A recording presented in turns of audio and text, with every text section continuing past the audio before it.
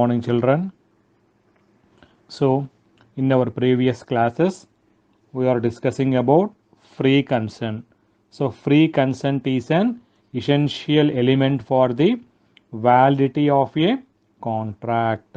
That means the parties to the contract must freely and mutually agree upon the terms and conditions of the contract in the same sense and at the same time. So, if you analyze or if you go to section 10, the section 10 of the Indian Contract Act speaks about all agreements or contracts if they are made by the free consent of the parties.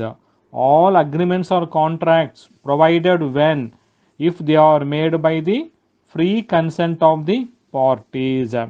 If there is no free consent, the contract is voidable at the option of the party who has suffered by that contract.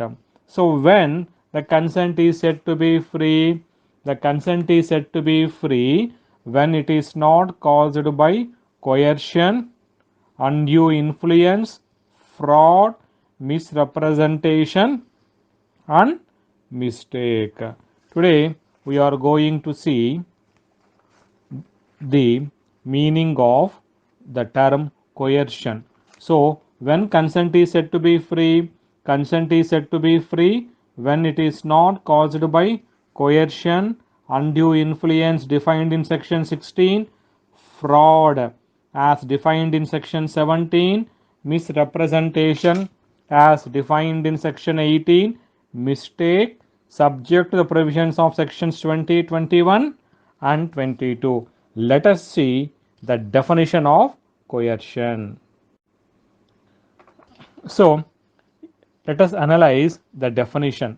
Coercion, it is a process by which consent is obtained by threatening to commit an act punishable under the Indian Penal Code 1860.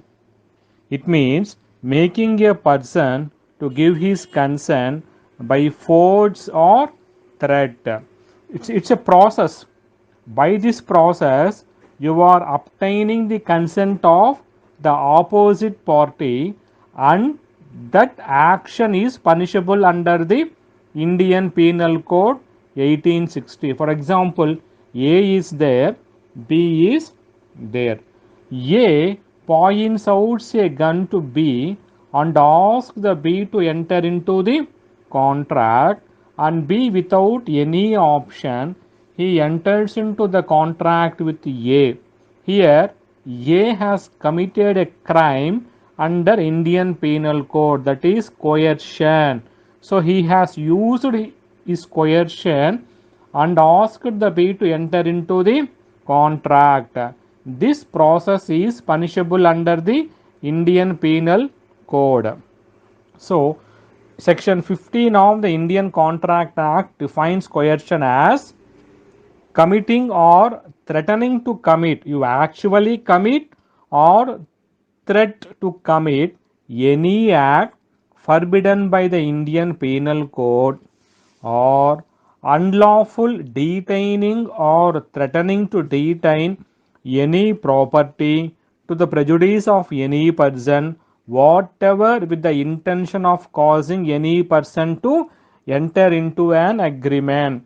So, here one person is either threatening or committing to threat that has been any act forbidden by the IPC. IPC says you cannot use coercion to make another person to enter into the contract, but you are using coercion. So ultimately B can go to the court and ask for cancellation of cancellation of the contract on the grounds of coercion. Why? The contract has been entered into by the influence of coercion. Coercion is said to be there when where the consent of the person has been caused either by two stages we are going to see. Normally contract should be with free consent, and all the essential elements of the section 10 has to be satisfied. Here, no doubt, both are entering to a contract, but one person is under the coercion of another person. So coercion is said to be there where the consent of a person has been caused either by committing or threatening to commit any act forbidden by the Indian Penal Code. Remember, any act forbidden by the Indian Penal Code, it is a coercion. IPC says you cannot do this. If you do that thing, it is an act forbidden by the Indian Penal Code. Or unlawfully detaining or threatening to detain any property. For example, you take some property from B and ask B to enter into a contract. Unless and until you sign the agreement, I don't release your property. It is unlawful detaining or threatening to detain any property. So, in fact, A is threatening B, right? But IPC says the threat amounting to the coercion need not necessarily proceed from a party to the contract. Even it may proceed from a third party or stranger to a contract. இந்த coercion அண்ணா என்னன்னா ரெண்டு party நடுவில் இருக்கிற தேவையில்லை, மூணாவது person கூட enter ஆகி ஒரு పర్సనే బలవంతం పని కాంట్రాక్ట్లో ఎంటర్ ఆర్ అబ్ది பண்ணுவான். కొయర్షన్ అంటే ఇద్దరి మధ్యలోనే ఉండాల్సిన అవసరం లేదు, మూడో వ్యక్తి కూడా కొయర్షన్ యూజ్ చేయొచ్చు. Let us take one example. A threatens B with a knife to enter into a contract with C. A is taking the knife and asking the B to enter into the contract with C. In fact, the contract is between B and C, but here A is a stranger or third party to the contract. So, this coercion need not necessarily proceed from a party to the contract. It may proceed from a even third party or stranger to the contract. A threatens B with a knife to enter into an agreement with C. This is an act forbidden by the Indian Penal Code. There is one case is there, Ranganayakamma versus Alvar Setti. Here what happens, wife and husband was there, husband died, husband's relatives asked the widow to adopt a boy. Unless and until you adopt the boy, we don't give your husband's dead body. That's what her husband's relative said. So without any option, widow was forced to adopt a boy.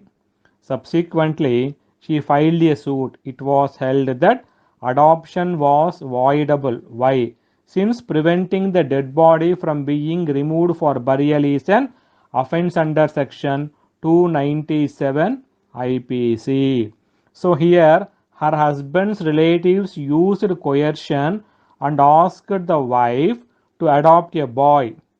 It's a coercion. Subsequently, she approached the court of the law and court held that this adoption is not valid. It is voidable since preventing the dead body from being removed for burial is an offense under section 297 IPC, and here wife has been made under the coercion to enter into the contract. So consent should be free of coercion. If there is a coercion, remember the contract is voidable. Now we are going to see undue influence under section 16. Undue influence means, let us see the meaning. It is an improper use of any power over the other party to make him enter into an agreement. Improper use of any power. If you have power, you have to use it wisely, properly.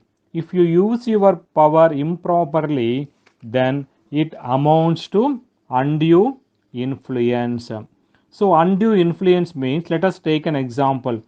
if officer is there, officer by his power induces his subordinate to give his consent to an agreement against his will, the officer is said to have employed undue influence over his subordinate.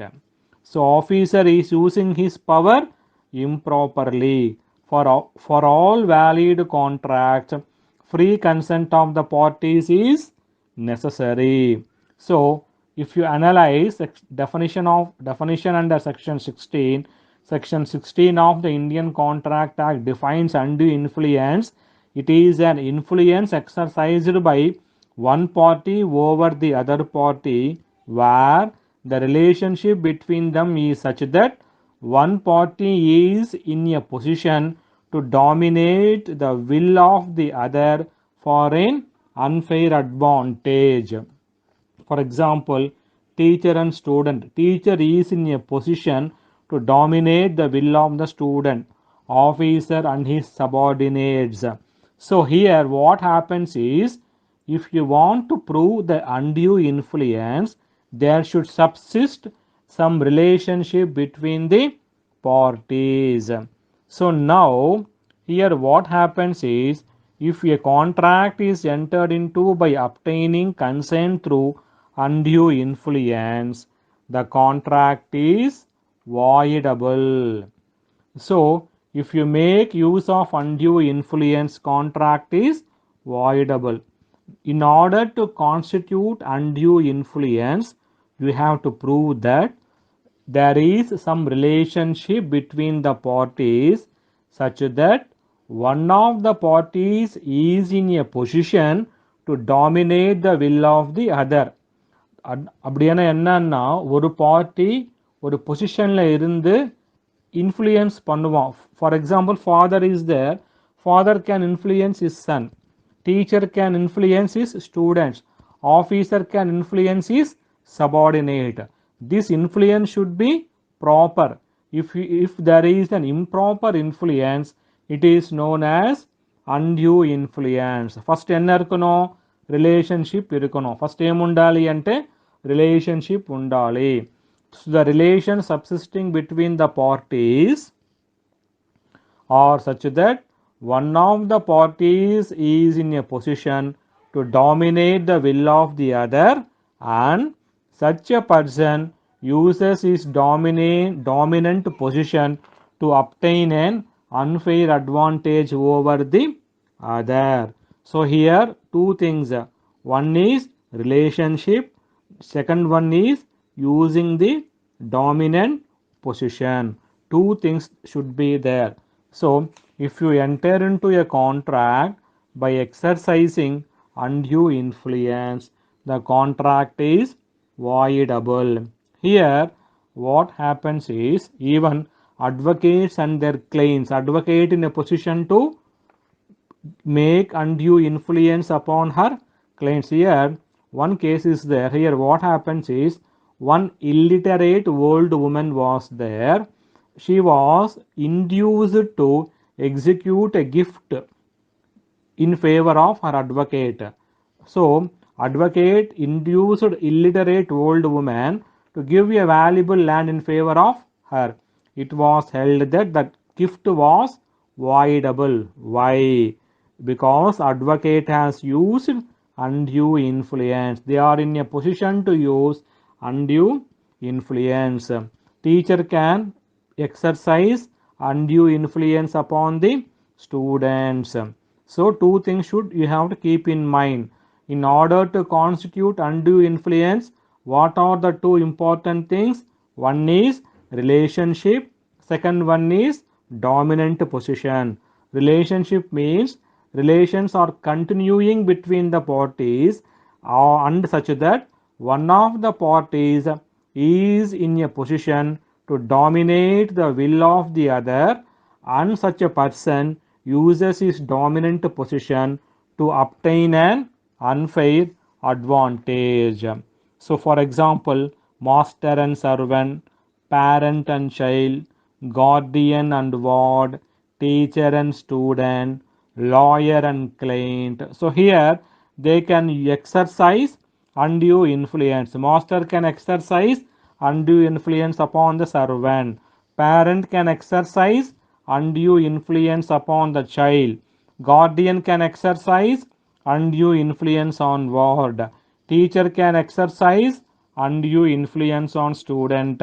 Lawyer can exercise undue influence on client. So, whenever a contract has been entered into by exercising undue influence, what happens to that contract? Contract is voidable. What happens?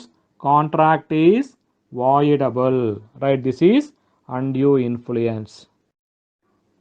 Now we are going to see the meaning of misrepresentation under section 17. Misrepresentation means misstatement of a fact material to the contract. It is a false statement which induces the other person or other party to enter into a contract. Misstatement. If the misstatement is innocent, it is called misrepresentation, and if it is intentional, it is known as fraud. So மிஸ்ரெப்ரசன்டேஷனுக்கு ஃப்ராடுக்கு என்ன டிஃபரன்ஸ்ன்னா, ஒரு விஷயம் பற்றி தெரியாத நீ கான்ட்ராக்டில் enter ஆனால் அது మిస్రెప్రజెంటేషన్.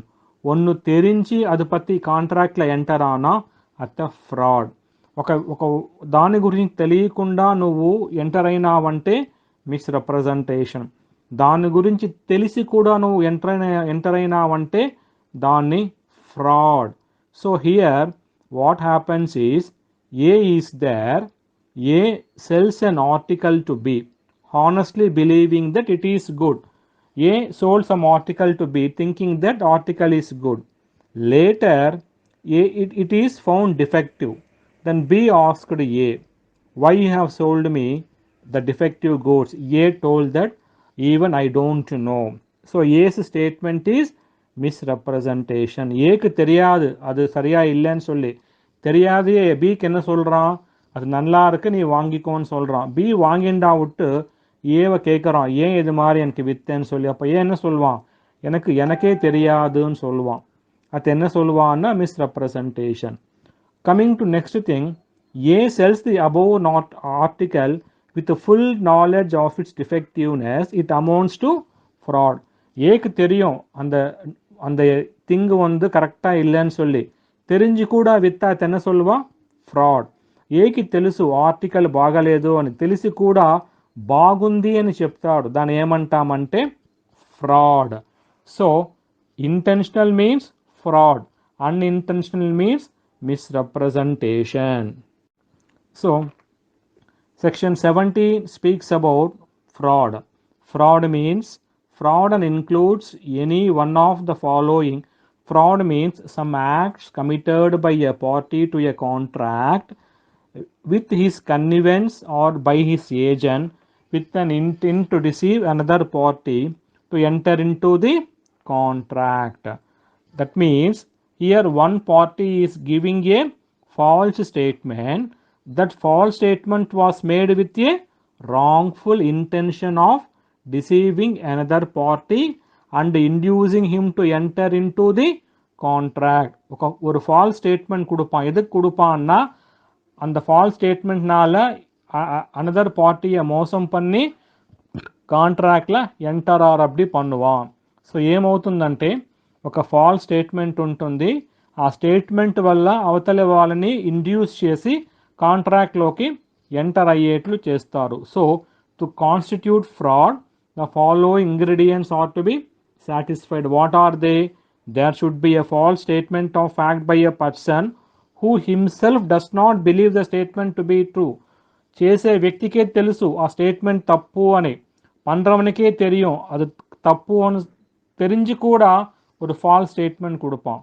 எதுக்கு கொடுப்பான்? why he is giving that false statement? That statement should be made with a wrongful intention of deceiving another party thereto and inducing him to enter into the contract on that basis.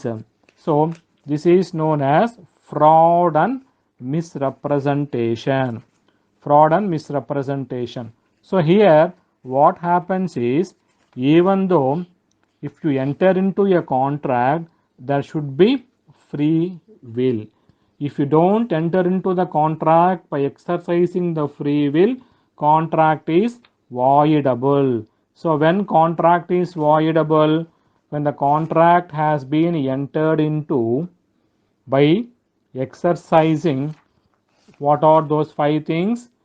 Coercion as defined under section 15, undue influence under section 16, fraud under section 17, misrepresentation under section 18, and sometimes mistake under section 18.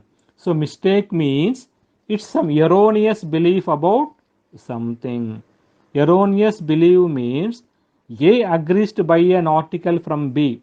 At the time of contract, it is found defective. Neither of the parties has knowledge as this fact. It is a mistake. A agrees to buy an article from B. Even B don't know that that article is defective. A also don't know that that article is defective. So both the parties, they don't have any knowledge about this fact. It is a mistake.